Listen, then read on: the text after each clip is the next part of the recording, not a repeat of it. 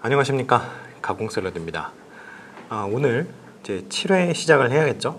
자, 7회 문제부터 한번 보고 가시겠습니다.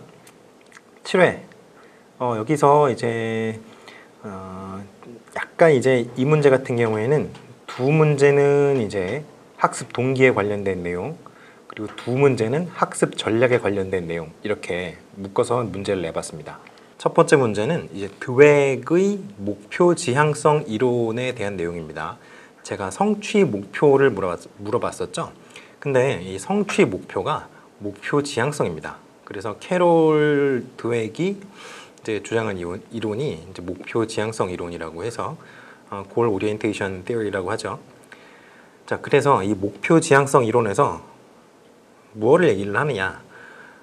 인간이 가지고 있는 성취 목표는 크게 두 가지로 나뉠 수 있다라고 얘기를 합니다. 그래서 하나는 숙달 목표, 그리고 하나는 수행 목표, 이렇게 두 가지로 나뉠 수 있다고 얘기를 하죠.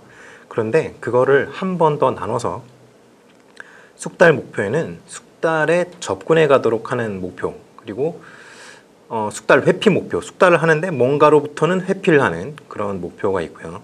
그리고 수행 목표도 수행 접근 목표, 수행 회피 목표, 이렇게 해서 네 가지로 나뉩니다. 크게. 자, 그러면 일단은 이렇게 목표를 나눈다라는 거를 이제 우리가 알았고, 그러면 드웩이 얘기하는 인간이 어떤 성취 목표를 향해서 가는 이유가 뭐냐, 그 행동하는 이유가 뭐냐라고 이제 얘기를 했을 때, 그 이유가 바로 이 목표 지향성 때문이다, 성취 목표 그 자체 때문이다라고 얘기를 합니다. 그래서 이제 숙달 목표 같은 경우에는 학습 목표 또는 과제 관여 목표, 과제 중심 목표, 이렇게도 얘기를 하고요. 이 숙달 목표 같은 경우에는 이제 학습 과정과 그 학습 활동 자체에 초점을 맞춥니다. 자, 그래서 숙달 목표를 가지고 있는 사람들 같은 경우에는 어떤 주어진 내용 그 자체, 그리고 주어진 내용에 대한 학습 그 자체를 좀 더 잘하고자 하는 그런 목표를 가지고 있어요. 그리고 그렇게 이제 학습과 그 학습 과정 자체에 대한 어떤 초점을 맞추는 사람들이다 보니까 그냥 쉬운 암기 이런 거보다는 조금 더 도전적이고 좀 난이도가 있고 자기가 해결을 했을 때 조금 더 이제 만족감이 큰 그런 어느 정도 이제 난이도가 있는 문제를 선호하는 경향이 있어요. 그리고 이제 자기가 이제 학습 과정에서 이제 여러 가지 행위들을 할 거 아니에요. 그 문제를 해결하기 위해서, 학습을 하기 위해서 그 과정에서 어떤 통찰력을 얻는 것을 굉장히 즐깁니다. 이 사람들은 그러한 특징들이 있다고 생각하시면 되겠어요. 그러면 이 숙달 접근 목표랑 숙달 회피 목표랑 어떻게 차이가 나느냐? 그러면 숙달 접근 목표는 자기가 이제 하는 어떤 과업의 수행의 그 난이도랑 관계가 아무런 관계 없이, 숙달 접근 목표는 그러면 수행의 난이도, 자기가 하는 어떤 과업의 난이도와 관계없이 그 능력과 이해를 증진시키고자 하는 그런 동기화예요. 그러니까 이 사람들이 아까 얘기했던 도전적인 과제를 선호한다든가 어려운 과제에 직면했을 때 포기하는 것이 아니라 이거 어떻게든 해결을 하려고 노력을 계속 경주하는, 노력을 기울이는 그런 경향, 그리고 적극적인 태도를 가지고 있고요. 그리고 학습에 대해서 긍정적입니다. 왜냐하면 재밌고 그 달성을 했을 때 그 성취감이 크기 때문에. 그렇죠. 그리고 이제 어떤 복잡한 문제라든가 이런 거를 마주쳤을 때 다양한 인지 전략을 활용을 하게 되죠. 왜냐하면 문제를 해결하고 싶은 욕망이 크기 때문에 단순하게 접근하는 것이 아니라 이렇게 봤을 때 안 되면 다른 방법을 써보고, 그 방법으로도 안 되면 또 다른 방법을 써보고, 이런 식으로 굉장히 여러 가지 전략을 활용해서 복잡하게 이제 과제를 수행을 해 나갑니다. 그리고 이제 아까 얘기했다시피 그 포기를 잘 안 한다 그랬죠. 그러니까 노력을 기울이는 양 자체가 굉장히 많아요. 그리고 자신의 어떤 숙달 자체에만 관심이 있기 때문에 타인의 평가 이런 거는 좀 약간 뒷전이죠. 그러다 보니 자기가 필요하다면 도움을 요청하는 것에 대해서 별로 그렇게 창피하지 않아요. 자기가 잘하기만 하면 되니까. 그러한 특성이 있다고 생각을 하시면 되겠어요. 자, 그러면 숙달 회피 목표를 보겠습니다. 숙달 회피 목표는 숙달 목표라는 점에서는 숙달 접근 목표랑 비슷한데, 숙달 접근 목표를 가지고 있는 사람과 조금 다른 점이 있다면 뭐냐면은 숙달 회피 목표를 가지고 있는 사람들은 약간 완벽주의 경향이 있어요. 그래서 여기서 회피라고 했잖아요. 어보이던스인데 뭘 피하느냐? 바로 오류나 실수를 범하는 것 자체를 두려워합니다. 이 사람들은 두려워한다기보다는 별로 선호하지 않아요. 그렇기 때문에 좀 이렇게 다른 사람들한테 이렇게 평가를 받는 거에 대해서 크게 두려워하지는 않습니다만, 이 숙달 회피 목표를 가진 사람들도 그냥 자기가 학습을 할 때 자기가 문제를 틀린다거나 그런 거 그냥 불만인 거예요. 그냥 완벽주의의 성향을 가지고 있다고 생각하시면 되겠습니다. 그래서 이 사람들은 제가 아까 말했죠. 다른 사람들의 어떤 시선이나 평가 이런 거에는 크게 관심을 안 둔다고. 이 숙달 목표를 가지고 있는 사람들은 다 그래요. 숙달 접근이든 회피든. 그런데 숙달 회피 목표를 가지고 있는 사람들은 그 기준이 타인이 아니라 자기가 세운 기준에 이제 맞춰서 행동을 하게 돼요. 그러니까 내가 세운 기준이 바로 문제를 안 틀리고 끝까지 잘 해결하는 것이 이제 기준이 되는 경우가 굉장히 많죠. 그런 특성이 있다고 보시면 되겠어요. 그리고 수행 목표 지향성으로 한번 가봅시다. 수행 목표는 자아 관여 목표라고도 하고요. 능력 중심 목표라고도 해요. 그래서 이제 수행 목표를 가지고 있는 사람들은 과업을 어떻게 되든 끝내는 것 자체가 중요해요. 잘하는 거는 크게 관심을 두지 않습니다. 이 사람들은. 그래서 잘하는 거는 크게 관심이 없다 그랬죠. 그러니까 수행 회피 목표랑 수행 접근 목표로 두 가지로 나눌 수 있는데, 일단은 수행 접근 목표부터 보자면 타인과 일단 이 사람들은 비교를 해요. 타인과 비교를 합니다. 그래서 다른 사람들보다 내가 잘났다, 내가 우월하다, 내 능력이 이 정도라고 이제 증명하기 위해서 동기화되는 게 바로 이 수행 접근 목표예요. 공부 잘하는 친구들 중에도 이런 친구들 은근히 있죠. 그래서 실제로도 이제 이 수행 접근 목표를 가지고 있는 사람들이 공부를 좀 잘하는 편이에요. 하지만 다른 사람과 비교했을 때 내가 우월해야 되잖아요. 이 사람들은 다른 사람과 비교했을 때 내가 우월해야 되기 때문에 자신이 어떤 학습 과정에서 오류를 범한다든가 실패를 한다든가 이런 상황에 대해서 굉장히 부정적이죠. 자, 그럼 수행 회피 목표를 한번 볼까요? 자, 수행 회피 목표는 자신이 이것도 이제 다른 사람들의 어떤 판단이라든가 그 시각이라든가 이런 것들이 굉장히 중요해요. 수행 회피 목표를 가진 사람들한테도. 자, 다른 사람들이 나를 봤을 때 제가 능력이 없구나, 능력이 부족하구나 라고 생각하게 되는 그런 상황을 싫어해요. 이 사람들은. 그러니까 내가 유능하게 보이고 싶은 거예요. 그러면 어떻게 되겠어요? 실제로 유능한 사람이 이런 그 성취의 목표를 가지고 있는 사람들도 있겠죠. 근데 사람이라는 게 능력이 어느 정도 우리가 평균적이라고 생각을 했을 때요, 우리 다 비슷하잖아요. 막 머리가 엄청 좋은 사람이 주변에 있을 수도 있지만 우리는 다 뭐 그래봐야 뭐 50보 100보 차이 아니겠어요?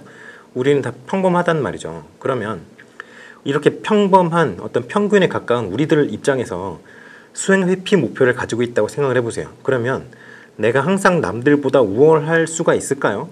그러기 쉽지가 않겠죠. 그러니까 이 사람들은 어떻게 되냐면 굉장히 쉬운 과제를 고르고, 그렇죠? 학습 태도도 굉장히 부정적입니다. 왜냐하면 쉽게 해결할 수 있는 그런 과제들을 선택을 하니까.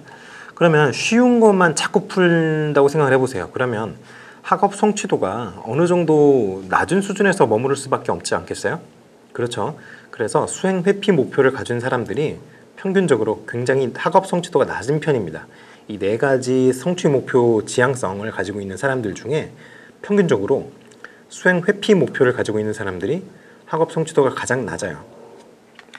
그래서 이 사람들은 불안 수준이 높습니다. 왜 그러냐? 남들이 자기를 보고 무능하다고 생각을 할까봐. 그냥 두려운 거예요. 남들이 나를 저평가할 것이 무서운 거죠. 그러니까 이 사람들은 과업에 대해서는 아무런 가치를 두지 않아요. 아무런 가치를 안 둔다고 이제는 좀 어폐가 있지만, 그 어떤 과제물에 그 내재되어 있는 가치라든가 이런 것에 대해서는 별로 큰 관심이 없고, 그게 무슨 의미가 있어? 이렇게 생각하는 사람들도 있습니다.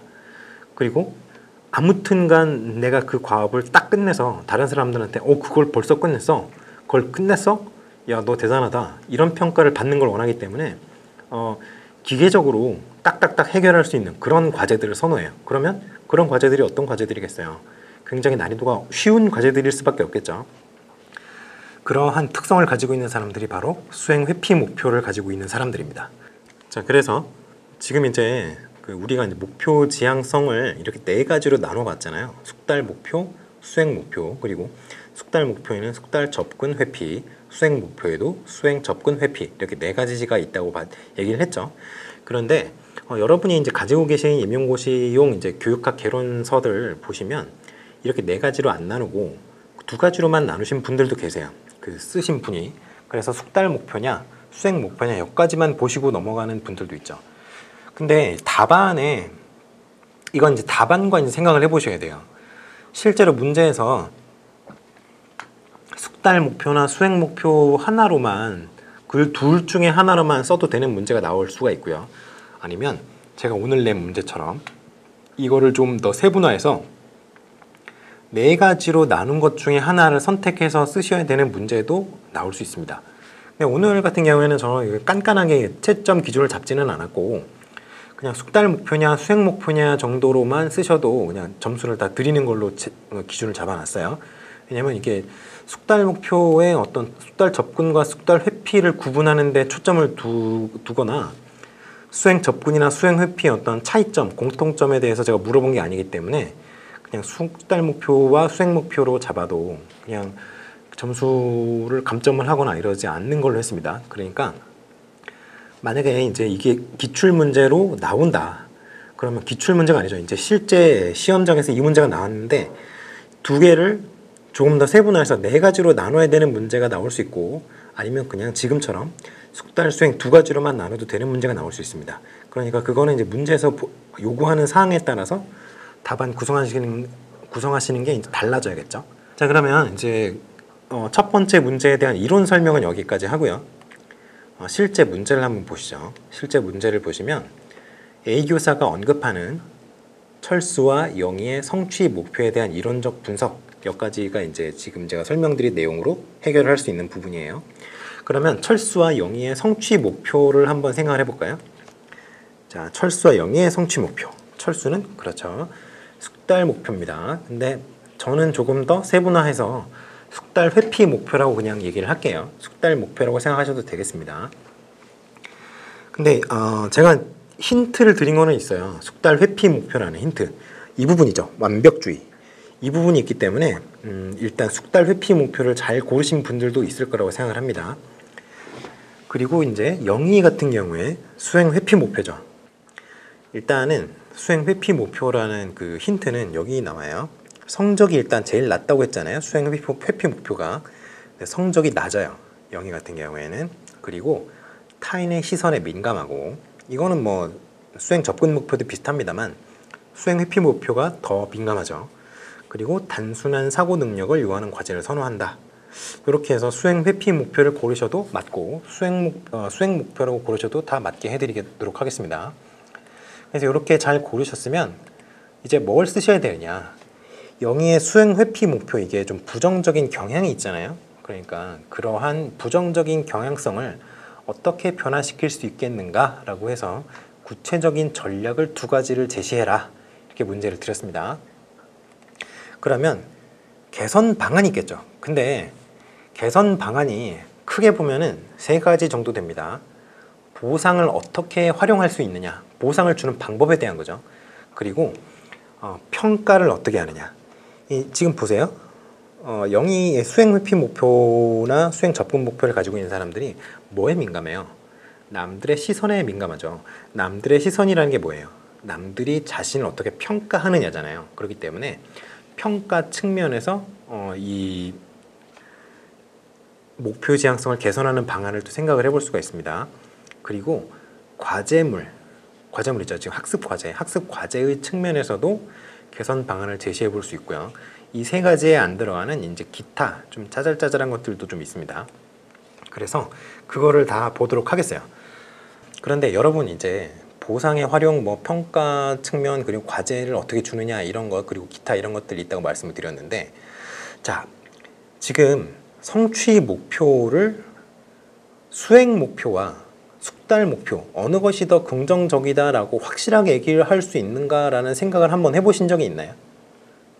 지금까지 얘기한 걸로만 봐서는 수행 목표가 숙달 목표보다 조금 안 좋은 것 같은 느낌이 많이 드시죠? 그런데 생각을 해보세요. 그 수행 접근 목표 있었죠. 수행 접근 목표.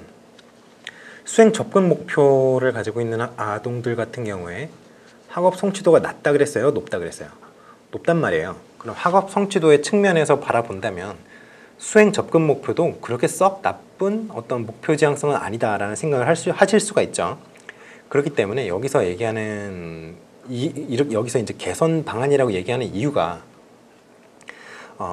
일단 평균적으로라는 얘기입니다. 평균적으로 일반적으로 얘기했을 때, 그러니까 항상 그런 것은 아니에요. 항상 그런 거는 아닌데 일반적으로 숙달 목표가 수행 목표보다는 조금 더 긍정적이다. 왜 그러냐? 왜 항상 그런 것이 아니라고 얘기를 하느냐 하면은 지금 수행 접근 목표에 대해서 이제 말씀을 드렸지만 이 기계적인 학습이라는 게 나쁜 거는 아니에요. 기계적인 학습이 필요한 영역들이 반드시 있습니다. 그리고 그 중에는 심지어 굉장히 공부를 잘하는 사람들도 그런 학습이 필요한 경우가 있어요. 그러면 생각을 해보세요. 어떤 게 있을까요?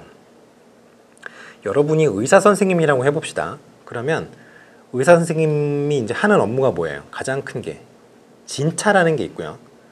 그리고 진료, 수술 이런 게 있을 수 있죠. 그러면 진찰하는 거는 여러 가지 이제 그 요소들을 고려를 해야 되기 때문에 굉장히 복합적이고 다차원적인 어떤 사고를 해야 되는 아주 고등 사고 능력이 들어간다고 생각을 할 수 있어요. 그런데 그 진찰 과정을 다 거쳐서 무엇가 이 안 좋은 현상, 안 좋은 어떤 병변이라든가 이런 거의 원인이다 라고 딱 특정을 하면 수술을 해야 되는 경우를 생각을 해보십시다. 이렇게 특정을 해가지고 수술을 하는 경우가 됐어요. 그러면 수술은 어느 정도 기계적인 그런 학습이 필요한 영역이죠. 왜냐하면 어디에 어떤 장기가 있고 어떤 수술을 할 때 어디를 건드리면 안 되고 그 수술을 할 때 이렇게 하면 조금 더 편하고 이런 기계적인 학습 내용이 필요하단 말이에요. 그러니까 심지어 의사 선생님들이 하는 업무 같은 경우도 기계적인 학습이 필요한 영역이 있다. 그러니까 기계적인 학습이 무조건 나쁘다라고 생각하시면 안 된다는 겁니다. 그리고 이거는 이제 언어 쪽 공부하시는 분들은 많이 아실 수가 있는데 여러분이 지금 제가 드린 핸드아웃을 읽고 계시잖아요. 그리고 이제 여러분 문제 푸실 때 글자를 읽으셨죠. 그리고 글자를 읽으면서 이해를 하고 넘어가시지 않으셨어요? 그렇죠. 그런데 이렇게 문자를 읽고 해독하는 과정에 일견어휘라는 게 있습니다. 일견어휘. 이거를 영어로는 sight words라고 그래요. 이게 뭐냐면요. 그 단어를 그 문자로 기록이 되어 있는 종이나 뭐 화면이나 그 단어를 보자마자 그 단어의 뜻을 해석할 필요가 없이 그냥 이해를 해버릴 수 있는 그런 단어들을 얘기를 해요. 예를 들어 나 해석하셔야 돼요? 너 해석하셔야 됩니까? 필요 없죠. 저기 해석하셔야 돼요? 요거는 해석하셔야 되죠. 저기가 어딘지 어떻게 알아요? 그렇죠. 이거는 자기를 어느 기준으로 잡고 있느냐에 따라서 위치가 바뀔 수 있어요. 그렇기 때문에 이건 문맥에 따라서 해결을 하셔야 됩니다. 근데 너 필요합니까? 필요 없죠. 이렇게 해석할 필요가 없이 보자마자 의미를 본능적으로 이해할 수 있는 단어들을 일견어휘라고 해요. 이거 영어로는 sight words라고 합니다. 근데 이런 거는 많이 봐서 그냥 그 뜻을 학습을 아주 기계적으로 오랜 기간에 걸쳐서 아주 다수의 학습 과정을 거쳐서 그냥 본능적으로 이해할 수 있을 정도까지 학습이 기계적으로 반복이 되어야 이 일견어휘라는 게 생깁니다. 그러니까 이게 많으면 많을수록 어떻겠어요? 독해 속도가 빨라진다. 대학 교수님들 보시면 굉장히 그 문서를 읽는 속도가 빠르세요. 우리가 이제 대학교를 졸업한 여러분 같은 경우도 고등교육을 받은 분들이잖아요. 그런데 여러분의 독해 속도와 대학교 선생님들의 독해 속도를 비교를 해보시면 약 2배에서 3배 이상 차이가 납니다.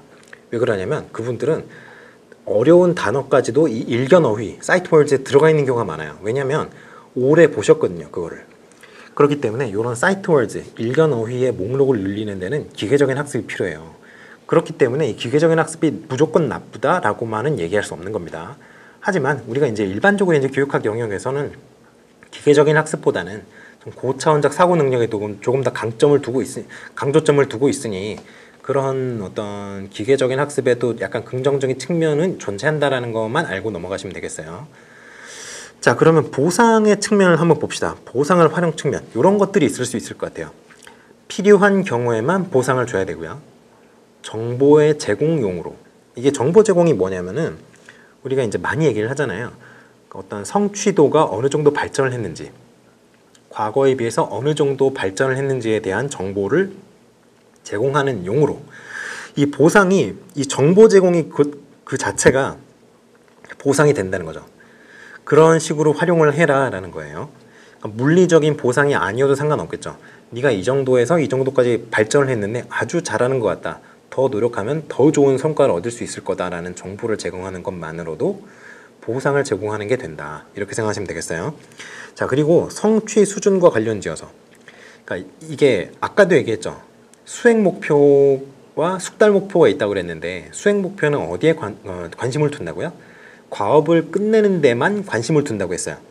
그러니까 그것보다는 성취 수준, 다 못 끝내도 성취 수준이 도중 그 어떤 과정의 중간에 어떤 학생이 그 학습을 하는데 학습 과정 중간에 있다고 하더라도 성취 수준이 높다고 하면 그거에 대해서 보상을 주는 거예요. 꼭 과제를 다 못 끝냈다고 하더라도 어느 정도까지 끝냈다는 거에 대해서 이제 의의를 인정해 주는 거죠. 네가 여기까지 노력을 했어? 정말 잘했다라는 식이죠. 그리고 이제 보상을 줄 때 감시나 처벌의 위협이라든가 경쟁 등의 어떤 외적 요인이 작용해서는 아니 된다, 이렇게 생각을 하시면 되겠어요. 자, 그리고 다음 거 보실까요? 평가 측면이 있다 그랬죠. 평가 측면. 어려운 과제 같은 경우에는 외적 평가를 지양하시는 게 좋습니다. 왜냐하면 어려운 과제 같은 경우에는 애초에 많은 학생들이 해결을 못해요. 어렵잖아요. 굉장히 소수의 학생들만 해결할 수 있는 과제들이 어려운 과제입니다. 그런데 어려운 과제는 당연히 이제 못 풀 수 있다는 걸 선생님도 알 거 아니에요. 그런데 거기다 대고 너 이거 왜 못했어? 이거 잘했으니까 넌 정말 대단한 친구다, 이런 식으로 외적 평가를 먼저 얘기를 해드려야 되나요? 그냥 그런 식으로 칭찬이나 비난을 하면은 그거는 좋지 않다는 거죠. 외적 평가가 뭐냐 하면 지금 말씀드린 칭찬이나 비난 같은 거예요. 그러니까 학습 그 자체의 과정이나 학습 그 자체의 결과에 대해서 평가를 하는 게 아니라 그 외에 덧붙여지는 어떤 평가들, 뭐 칭찬이나 비난 같은 것들 있죠. 그런 것들을 외적 평가라고 생각하시면 돼요. 자, 그리고 상대평가가 좋은가요? 안 좋은가요? 상대평가를 하게 되면 어떻게 되나요? 상대평가니까 서열화 기능이 있잖아요. 1등부터 꼴등까지. 그렇죠. 이게 안 좋죠. 왜냐하면 수행목표 같은 경우에는 남들이 이제 자신을 어떻게 평가하느냐에 대해서 민감하다고 했잖아요. 그러면 그러한 성향을 바꿔주기 위해서는 남들이 자신을 어떻게 평가하는지를 좀 더 둔감하게 만들어줄 수 있는 평가를 활용하시는 게 좋겠죠. 그러니까 상대평가보다는 절대평가, 성취 수준에 대한 정보를 제공할 수 있는 평가. 이게 뭐예요? 대안평가죠. 대안평가. 형성평가나 이런 것들도 있는데 대안평가에 뭐 여러 가지 있죠. 뭐 포트폴리오라든가 포트폴리오법을 이용한 그런 평가라든가 그런 대안평가를 이용하시는 게 조금 더 바람직하다라고 얘기를 하는 겁니다. 이 성취 수준에 대한 정보를 제공할 수 있는 평가를 다른 말로 얘기하면 교수적 평가라든가 이런 식으로 얘기할 수 있을 것 같습니다. 자, 그러면 평가 측면을 봤으니까 또 뭐가 있다 그랬죠? 그렇죠. 과제 측면이 있습니다. 과제 측면. 과제 측면은 여기도 나왔죠. 어려운 과제 이런 얘기 나왔죠? 요거랑 연관이 됩니다. 적정 수준의 난이도를 가진 과제를 줘야 된다는 거예요. 너무 어렵거나 너무 쉬운 과제를 내주면은 너무 어려운 과제 같은 경우에는 풀 수 있는 친구가 별로 없죠. 그리고 너무 쉬운 과제는 학습이 안 됩니다. 왜냐하면 노력을 기울여서 어떤 복잡하고 고차원적인 사고를 함으로써 학습이라는 게 되는 건데 그러한 고차적인 사고를 할 필요가 없는 그런 단순한 구몬 수학 같은 그런 거 내줄 필요가 없다는 거죠. 고등학생인데 고등학생한테 구몬 수학 내주면 그게 학습이 되겠어요? 안 되겠죠. 그러니까 그렇게 쉬운 난이도의 과제를 주면 안 된다는 겁니다. 형식과 성질을 다양화하라. 이것도 굉장히 중요하죠. 이게 왜 그러냐면요. 이 두 번째 거 그리고 세 번째 거가 엮입니다. 개개인에게 유의미한 학습 과제. 형식과 성질을 다양화하라는 거는 요 세 번째 거랑 엮어서 개별화 수업에 관련된 얘기예요. 개별화 수업을 하는 이유가 뭐예요? 그 학생의 어떤 특성을 이용을 해서 그 특성에 맞는 교수 처치를 함으로써 학습의 효율성, 효과성을 더 끌어올리는 게 개별화 수업의 목표잖아요. 그런데 이렇게 개별화 수업을 하는 경우에는 평가도 남들의 시선을 신경을 못 쓸 수밖에 없죠. 왜냐하면 수업 내용 자체가 다른데 그 비교를 할 수가 없잖아요. 그렇기 때문에 이런 경우에는 조금 이제 그 수행 목표를 가지고 있는 친구들이 조금 더 마음 편하게 학습을 할 수 있는 그런 장점이 있습니다. 학습 과제를 선택할 수 있도록 해주는 게 좋습니다. 좋기는 좋아요. 근데 이거는 약간 위험한 얘기는 해요. 위험함.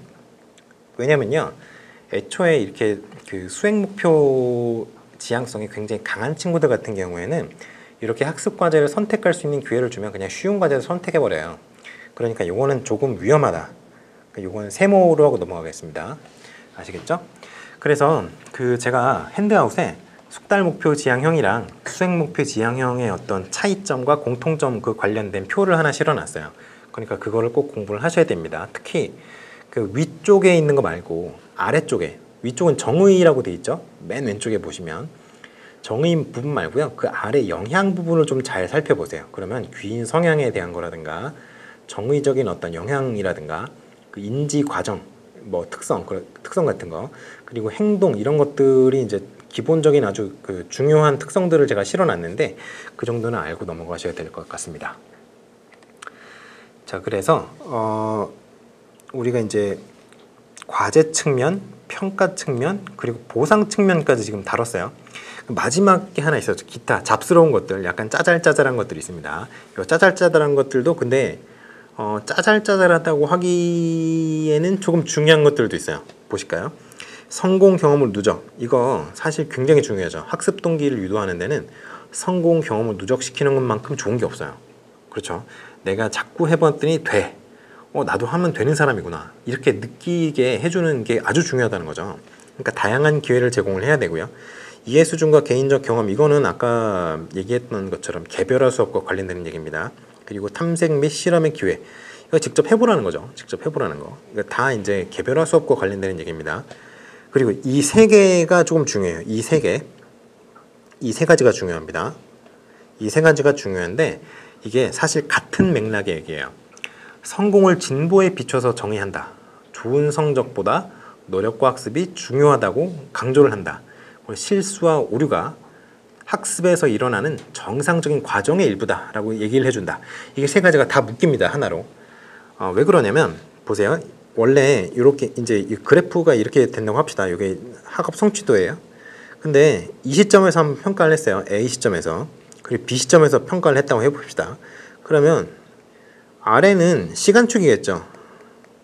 여기가 그리고 학업 성취도가 되겠어요. 그러면 A 시점에서는 요만큼의 성취도였는데 B 시점에서 이만큼의 성취도가 나온 거예요. 그러면 이 A와 B라는 시점을 두고 그 간격을 두고 이만큼이 지금 향상된 거잖아요. 이거 자체 네가 학업 성취도가 이만큼이나 향상이 됐다.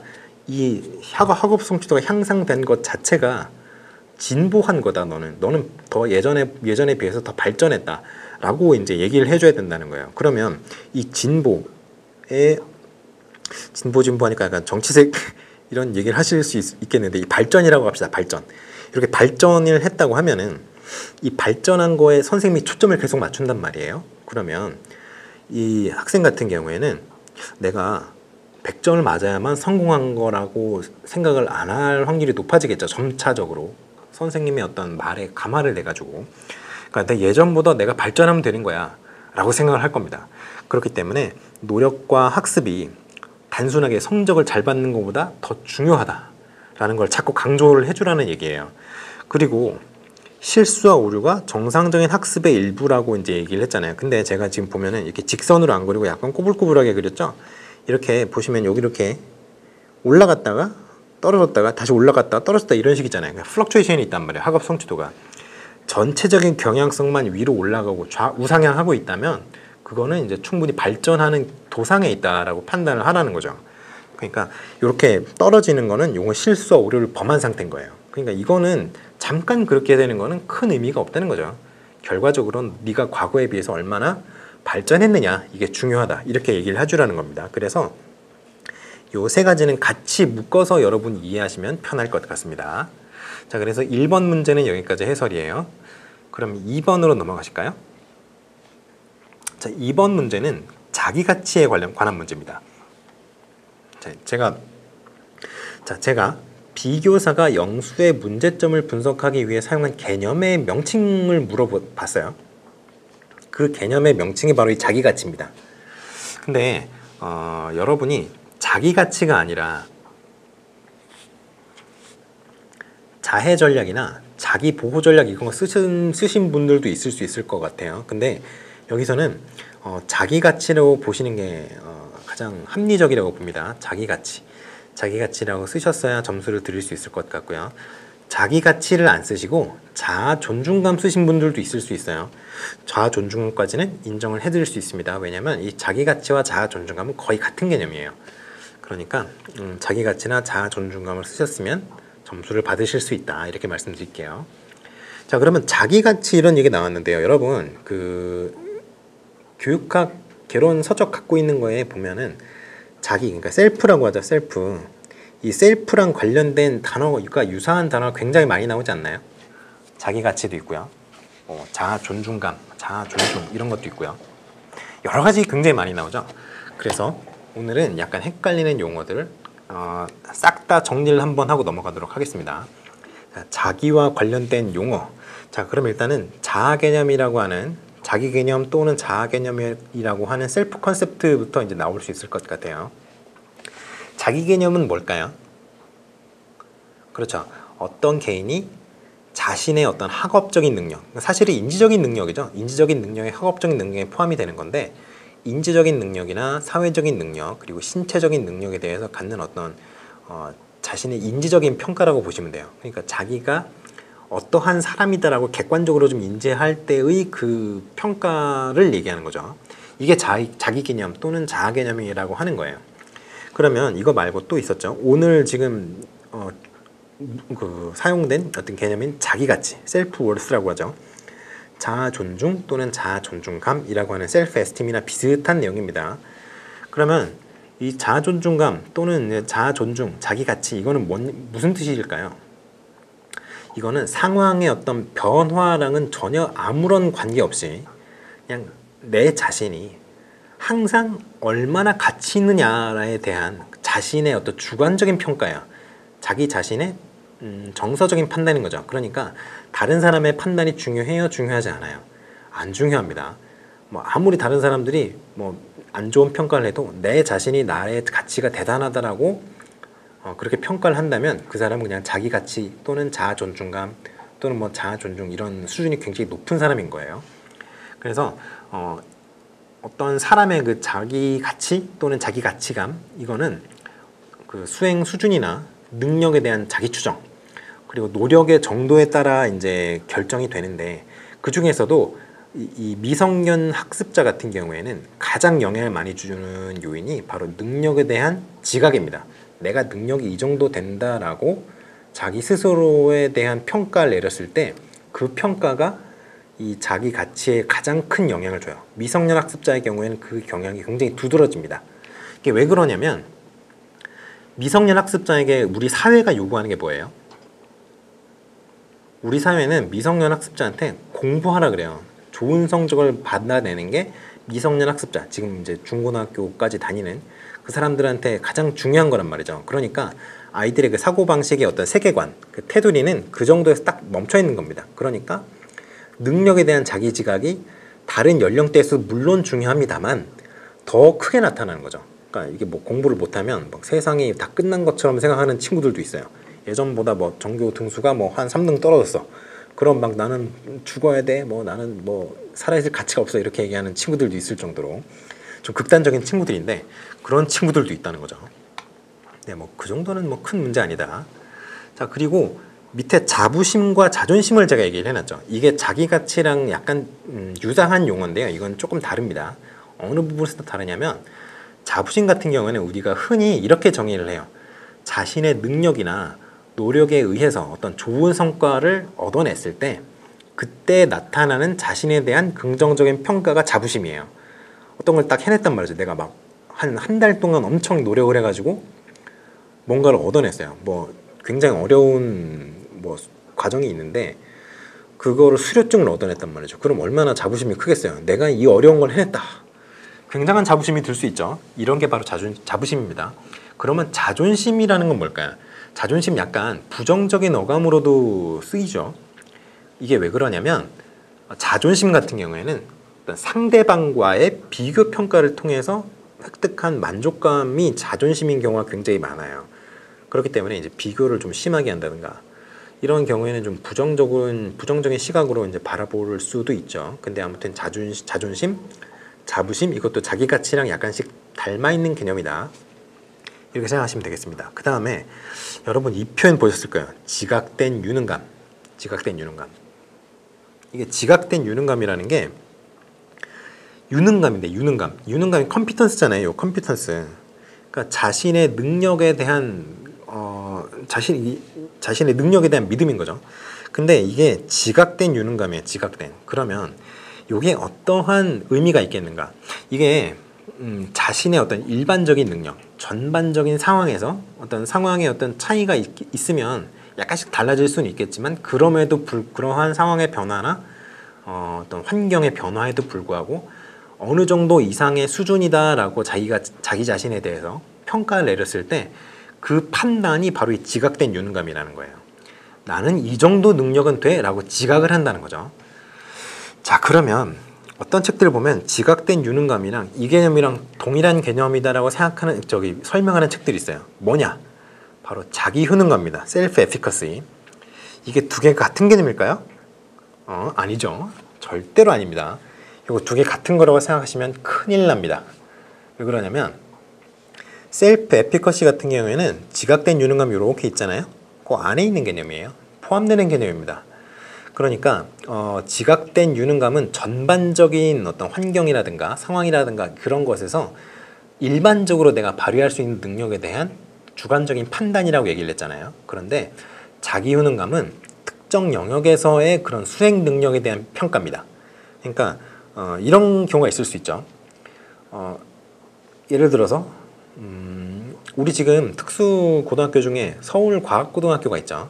과학고등학교와 특수목적고등학교 중에 엘리트 중심 학교입니다. 서울과학고등학교가 다니는 친구가 있다고 해봐요.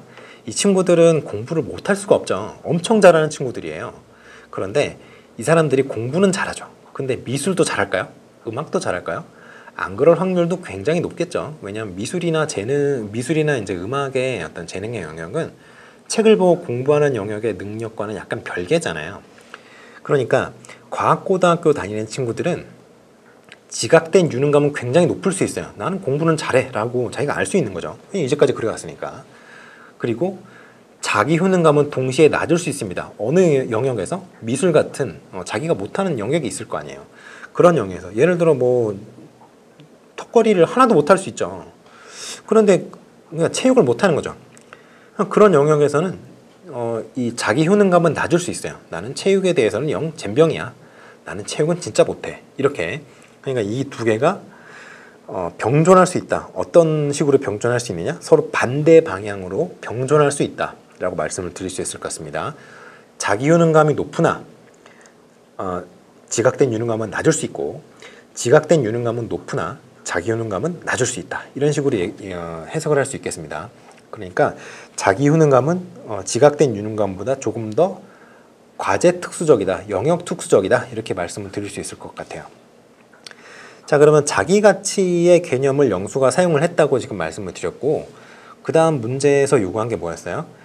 영수가 사용하는 전략이 있다 그랬어요. 영수가 사용하는 뭔가의 전략이 있는데 그게 긍정적인 면, 부정적인 면이 있다고 얘기를 했습니다. 어떤 전략이었죠? 그렇죠. 아까 맨 처음 얘기했던 자기장애 전략 또는 자해 전략, 자기 보호 전략이라고 얘기하는 이겁니다. 이게 이제 두 번째 2번에 이거를 쓰셨어야 돼요. 그러니까 2번에 1번에 이걸 쓰시면 쓸 말이 없었겠죠. 그렇죠. 그런데 여러분이 이제 이 문제가 굉장히 좀 어려웠을 수가 있어요. 왜 그러냐? 긍정적인 면을 쓰라고 했거든요.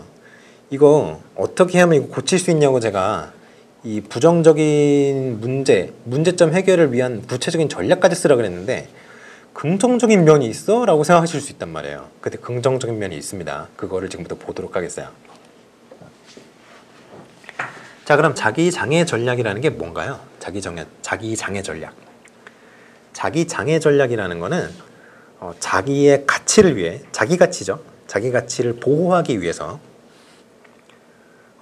자신의 능력으로는 절대로 풀 수 없는, 한 3번쯤 다시 태어나도 풀 수 없는 그런 어려운 문제를 선택을 하거나 아니면 엄청 쉬운 과제를 선택을 하는 거예요. 난이도가 높은 문제를 왜 선택을 할까요? 나 말고 다른 사람도 못 풀어야 되거든요. 그러면 우리는 다 똑같은 레벨이야. 이런 식으로 되는 거죠. 우리가 이제 대한민국 국가대표팀 축구를 할 때 이런 거 하죠. 요번에 이제 멕시코한테 우리 졌잖아요. 도쿄올림픽에서. 그러니까 우리 다 그런 얘기를 하죠. 멕시코가 우승했으면 좋겠다. 왜냐면 우승국한테 지는 거는 창피한 게 아니거든요. 우승국이 1등이니까 그 밑에 1등부터 2등부터 8등까지는 똑같은 거 아니야. 어차피 다 진 거니까. 그런 식으로 생각을 한다는 거죠. 그러니까 엄청나게 어려운 문제를 선택을 해서 너나 나나 다 비슷한 레벨이다. 너나 나나 다 비슷한 레벨이다. 이렇게 생각을 하도록 만들고자 하는 거죠. 이게 굉장히 아주 음험한 그런 계략이라고 하겠어요. 그리고 아주 뭐 엄청 쉬운 과제를 선택하는 거는 누구나 다 풀 수 있으니까요. 뭐 그런 식이죠. 아무튼 결과적으로는 노력을 안 한다는 겁니다. 여기 보시면 제시문에 자신감이 넘치는 것처럼 보이는데 어쨌든 노력을 안 하고 결과물을 보면 결국 말뿐이다. 이런 얘기를 제가 했었죠. 공부를 하루밖에 안 했는데 7점 맞았어. 하루밖에 안 했는데, 이게 중요한 겁니다. 하루밖에 안 했는데 왜 노력을 안 하나요? 노력을 했을 때 점수가 안 좋으면 자기가 능력이 안 좋다는 게 드러나잖아요. 그러니까 노력을 안 하는 거예요. 아시겠죠? 이게 바로 자기 가치를 보호하기 위해서 이상한 전략을 쓰는 겁니다. 좀 긍정적인 방향으로 노력을 했으면 좋았을 텐데 이런 비겁한 방법밖에 쓰지를 못하는 거죠. 이 친구는. 그러니까 굉장히 부정적인 게 많죠. 왜냐하면 이 자기장애 전략을 계속 지속적으로 사용을 하면 학습 패턴이 어떻게 되겠어요? 안 좋을 수밖에 없죠. 왜냐하면 어느 정도 노력을 기울이면서 내가 실패도 하고 성공도 하면서 자꾸 자신이 어떤 상위 차원의 어떤 사고 능력이라든가 기술이라든가 이런 걸 습득을 해야 인간이 발전을 할 수 있는데 이 친구는 애초에 아무도 못 푸는 문제를 선택해서 너도 나도 다 비슷한 수준 이런 식으로 하거나 아니면 그냥 뭐 한눈 감고 풀 수 있는 문제, 고등학생이 구몬 수학 푸는 그런 식인 거죠. 이러면 학습이 안 된다는 거죠. 그러니까 부정적 학습 패턴이 습관이 돼버릴 수 있어요. 안 좋아요. 그런데 긍정적인 측면도 있습니다. 제한적이지만 무조건 좋다는 게 아니고요. 이렇게 안 좋은 와중에도 그나마 우리가 정상 참작을 해줄 수 있는 긍정적인 면모가 조금 있다. 이렇게 얘기를 하는 거예요. 어떤 면일까요? 여러분 고민을 많이 하셨을까요? 제가 좀 궁금해서 어느 부분이 이제 긍정적이냐? 그러면 제시문을 한번 가보실게요. 제시문. 노력을 전혀 기울이지 않는다 그랬죠. 노력을. 그런데 공부 하루밖에 안 했어 라고 얘기를 하잖아요. 그러니까 이 자기장애 전략 같은 경우에는 노력 요인의 최소한 아무튼 남 탓은 안 하고 노력 요인의 귀인을 하고 있어요. 아무튼 내가 노력을 안 해서 이렇게 된 거야. 하면 나 하는데 그냥 귀찮아서 재미가 없어서 그냥 안 했어. 공부 안 했어. 어제 뭐 하면은 100점인데 그냥 하고 싶지 않았어. 이런 식으로 하는 거죠. 노력 요인의 귀인을 하기 때문에 그나마 제한적으로나마 우리가 긍정적인 측면을 인정을 해줄 수 있다라고 얘기를 하는 겁니다. 노력이 어떤 요인이에요? 우리 귀인 이론 생각나시나요? 귀인 이론. 와이너가 얘기했었죠. 귀인 이론. Attribution Theory. 근데 와이너가 이 귀인 이론을 설명할 때 인간이 귀인을 3가지 요인으로 가지고 설명했죠. 뭐였어요? 통제 소재, 로컬 섭 컨트롤이죠. 그리고 그 점에 두 번째가 뭐였어요? 통제할 수 있느냐, 통제 가능성이죠. 3번째가 뭐였어요? 안정성이죠. 변하기가 쉽냐, 변하기가 어렵냐. 이 3가지를 가지고 귀인 성향을 몇 가지를 분류했다 그랬죠? 그렇죠. 총 8가지로 분류를 했습니다. 좀 간단하게는 4가지인데요. 오늘은 이제 8가지를 다 말씀을 드릴게요. 그래서 내적인 요인이냐 아니면 외적인 요인이냐, 개인 내부에 있냐 개인 외부에 있냐, 그 원인이 그렇게 해서 하나를 나누고요. 통제가 가능하냐 불가능하냐 이렇게 나눌 수 있죠. 그러면 내적이고 통제 가능하면서 안정적이냐 불안정적이냐, 이게 2가지로 나뉘죠. 그러면 안정적인 건 뭐예요? 평소의 노력이죠. 평소의 노력. 불안정적인 건 뭐예요? 시험 전날 우리가 벼락치기 하는 그런 식의 일시적인 노력이 됩니다. 그러니까 내적이면서 통제 가능한 그 원인은 노력이라는 거예요. 근데 그거를 안정적이냐 불안정적이냐 이렇게 나누면 이제 평소의 노력이냐 아니면 일시적 노력이냐 이렇게 나눌 수가 있는 거죠. 그러면 내적이면서 통제가 안 되는 게 있잖아요. 내적이면서 통제 안 되는 거. 안정적인 게 뭐가 있어요? 능력이죠. 나는 이렇게 태어났어. 이게 바로 내적이면서 통제가 안 되는 그 어떤 능력은 주어진 거잖아요. 그러니까 예를 들어 우리가 평균 IQ가 100인데 우리 같이 평범한 사람이 아인슈타인보다 어떤 어려운 문제를 풀 수가 없잖아요. 근데 그런 지능은 어떻게 할 수가 없잖아요. 우리 아버지 어머니가 잘못한 것도 아니고 그냥 그렇게 태어났는데 어떡해요. 그러니까 이런 능력에 이제 귀인을 하면은 그게 이제 내적이고 통제가 안 되는 안정적인 요인이라는 거죠. 지능은 그렇게까지 크게 변하지 않죠. 훈련에 의해서 물론 상승을 합니다만 아주 뭐 극적으로 변하지는 않죠. 그리고 내적이면서 통제 불가능하면서 불안정적인 게 있어요. 어떤 게 있나요? 바로 기분이라든가 건강 상태라든가 이런 것들이 내적이면서 통제가 불가능한 불안정적인 어떤 요인들입니다. 그럼 외적인 요인 가볼까요? 외적인 요인도 이제 통제 가능, 통제 불가능 나뉘죠. 외적이면서 통제 가능하면서 안정적인 게 어떤 게 있을까요? 그건 내 바깥에 있는 거니까 선생님의 어떤 편견 같은 것이 있을 수 있겠죠. 그럼 외적이면서 통제 가능하고 불안정적인 건 어떤 게 있을까요? 그건 다른 사람이 도와줄 때, 그죠? 외부로부터의 도움. 이게 외적이면서 통제가 가능하면서 불안정적인 거죠. 왜 통제가 가능할까요? 근데 여러분 도와달라고 말할 수 있잖아요. 그러니까 이게 통제 가능한 거예요. 외적이면서 통제가 안 되면서 통제가 불가능하면서 안정적인 게 어떤 게 있어요? 과제나 시험 문제 같은 거의 난이도죠. 이거는 내가 문제를 내는 게 아니니까 통제가 안 되잖아요. 그리고 한번 결정이 되면 바꿀 수가 없어요. 그러니까 굉장히 안정적이죠. 근데 외적이면서 통제가 불가능하면서 불안정적인 요인은 뭐가 있죠? 운 같은 게 있죠. 운.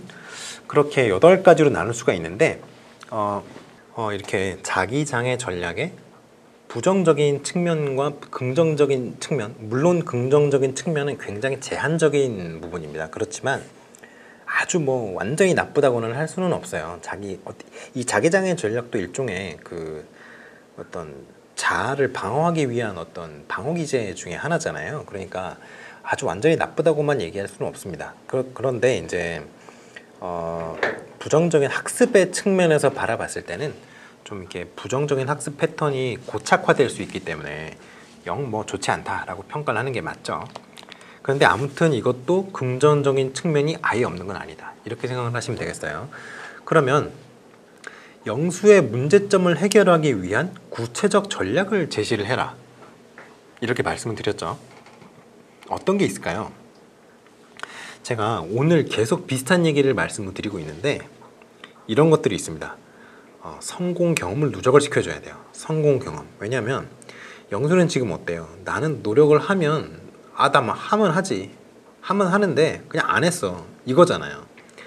그냥 그렇게 하지 말고 이렇게 하는 이유가 뭐냐면 내가 했다가 실패하는 게 두려운 거예요. 영수는. 그러니까 자꾸 실패를 하더라도 그 이후에 또 성공 경험이 계속 반복이 되면은 어쩌다 한번 실패하는 것 정도는 머리 그냥 극적극적하고 그럴 수도 있지 이렇게 넘어갈 수 있단 말이죠. 사람이라는 게.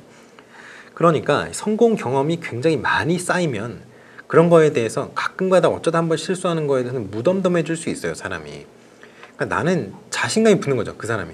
나는 뭐 그래도 곧잘 해. 그래도 나 그래 공부 잘해. 할 수 있어. 나는. 난 할 수 있는 사람이야.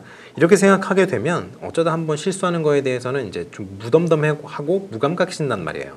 그러니까 그렇기 때문에 성공 경험을 누적을 시켜줘야 된다고 얘기를 자꾸 하는데 그러기 위해서 가장 중요한 게 적당하게 도전적인 과제. 이 적당히가 제일 어렵다고 얘기를 하죠. 우리 음식에다 소금 넣을 때, 설탕 넣을 때 막 이렇게 레시피가 있는 분들도 있지만 적당히 넣으라 그러잖아요. 적당히 넣으라 그러면 굉장히 화나죠. 하지만 적당히가 중요합니다. 여기서 적당하게 도전적인 과제가 보통 이제 난이도가 한 0.5 정도라고 얘기를 하는데 0.5 전후 이렇게. 근데 이게 학자들마다 난이도가 이제 좀 달라요. 근데 지금 여기서 난이도는 우리가 이제 객관식 선택형 문항 같은 경우에 난이도 얘기고, 일반적으로는 이제 그 통계를 냈을 때 정답률이 한 0.3에서 0.7 사이가 적당하다라고 얘기하는 분들도 있고요. 조금 더 관대하게 0.2의 정답률 정도, 어려운 거죠. 0.8의 정답률 정도, 좀 쉬운 문제까지도 다 오케이라고 하는 분들도 있고 이래요. 그러니까 개별 문항 같은 경우에는 이렇게 난이도가 조금 폭이 있는데, 아무튼 그 영수에 맞는 수준의 적절한 난이도, 영수가 풀었을 때 한 10문제 10번 풀었다면 한 5번 정도는 맞추고 5번 정도는 틀리는 그런 정도가 적당하다라고 얘기를 하는데, 아무튼 그렇게 적당하게 도전적인 과제를 선생님이 제시를 해주는 게 중요합니다. 왜냐하면 성공 경험을 쌓아야 되니까요. 그리고 형성평가 중요합니다. 형성평가가 교수적인 기능을 하는 평가잖아요. 어떤 측면에서 그래요? 형성평가라는 거는 그 아동의 그 어떤 발달 과정을 평가할 수 있는 그런 도구 중에 하나죠. 그 형성평가는 또 그런 기능도 있잖아요. 선생님에게 아동의 발달 과정에 대한 정보도 주지만 아동이 그 문제를 접함으로써 학습이 촉진되는 그런 기능도 있잖아요. 그렇기 때문에 이 형성평가를 잘 활용해야 영수가 가진 문제점, 그러니까 자기 장애 전략을 쓰는 것을 막을 수 있다, 이런 얘기입니다. 결과적으로 이게 어떤 의미냐? 그럼 결과적으로는 이거예요. 자기 가치라는 거는 그런 식으로 정신승리하는 게 중요한 게 아니라, 자기 가치라는 거를 정말로 보호하고 싶으면 노력을 해야 되는 거고, 그리고 너의 능력은 그 노력을 증가시킴으로써 너의 능력을 향상시킬 수 있다라는, 나의 능력을 향상시킬 수 있다라는 그런 신호를 주는 게 중요하다는 거예요. 근데 이게 주의를 해야 됩니다. 이게 주의를 해야 돼요. 굉장히 주의해야 되는 부분이에요. 왜 그러냐? 이게 사실 그 영수 같은 경우에 이렇게 자기 장애 전략을 사용하는 이유가 뭐냐면은, 노력을 충분하게 했음에도 불구하고 이게 실패를 했단 말이에요. 그러면 이게 무슨 소리예요? 나 그렇게 열심히 했는데 안 됐어. 그러면 결국에는 그게 내가 능력이 그거밖에 안 되는구나 라고 받아들일 수 있는 그런 안타까운 상황이 있을 수 있죠. 근데 여러분은 생각을 해보세요. 여러분 주위에 공부 잘하는 애들 중에 행정고시나 뭐 외모고시 이런 거 하다가 안 되는 친구들이 대부분이죠. 근데 걔네들이 멍청하다고 얘기는 안 하잖아요, 우리가. 그 시험이 워낙 어려우니까 어쩔 수 없잖아요. 그러니까 어쩔 수 없는 부분도 있을 수 있는데, 왜냐면 시험에는 실력도 있지만 운도 필요한데요. 근데 내가 한 5분 전에 본 문제가 나오는 거 맞는 거 아니에요. 그러니까 그런 운적인 요소도 필요하다는 거죠. 그런데 아무튼 간에 그렇게 노력을 했음에도 불구하고 실패하면 그 능력이 낮아 나는, 이렇게 생각할 수 있으니까, 그게 싫으니까 이런 전략을 취한단 말이에요. 자기 장애 전략. 그런데 자아 존중감이 그러한 과정에서 손상될 수가 있으니까 이런 거를 인지를 시켜줘야 된다는 거예요. 네가 학습을 하는 과정에서 실패와 좌절 이런 걸 겪을 수 있어. 네가 이제 항상 성공하는 것은 아닐 거다. 하지만 그러한 어떤 실패를 경험한다는 게 바로 너의 능력이 부족하다라는 의미가 되는 것은 아니다라는 걸 얘기를 해줘야 된다는 거죠. 그러니까 그런 실패를 함으로써 네가 학습한 부분에 어느 부분에 구멍이 있는지 네가 발견할 수 있는 기회를 가진 거다라고 얘기를 해주는 게 중요하다는 겁니다. 자, 그렇게 해서 이제 영수의 문제점을 해결하기 위한 구체적인 전략을 한번 얘기를 해봤고요. 여기서 귀인 변경 프로그램 얘기를 하신 분이 있을 수 있어요. 근데 귀인 변경 프로그램은 조금 애매합니다. 왜냐면 귀인 변경 프로그램이 뭐예요? 별로 바람직하지 않은 귀인 성향을, 그 전에 이제 아까 얘기를 했었죠. 귀인 성향이 총 몇 개가 있다 그랬죠? 그치, 8개로 분류를 했죠. 아까 귀인 이론에서는. 근데 그 모든 어떤 귀인 성향을 어디로 바꾸는 거예요? 이 귀인 변경 프로그램이라는 게. 결과적으로는 노력에 귀인하도록 만드는 거예요. 노력. 그죠? 내적이고 안정적인 요인이 이제 내적인 통제 소재를 가지고 통제 가능성으로 따졌을 때는 통제 가능한 요인들. 그게 이제 평소의 노력과 일시적인 노력이 있다 그랬죠? 합치면 노력이잖아요. 이 노력으로 귀인하는 게 귀인 변경 프로그램의 목적이에요. 그런데 애초에 지금 영수 같은 경우에는 노력에 귀인을 하고 있죠. 자기적인 전략은 노력에 귀인을 이미 하고 있습니다. 그러니까 이거는 좀 애매한 것 같아요. 이미 노력 요인에 귀인을 하고 있잖아요, 영수가. 그러니까 귀인 변경 프로그램이라고 썼다면은 그거는 조금 점수를 드리기가 어렵지 않을까 싶습니다. 자, 그렇게 생각을 할 수 있을 것 같고요. 자, 그래서 2번은 이제 이 정도로 해설을 하고 3번으로 넘어가도록 하겠어요. 3번.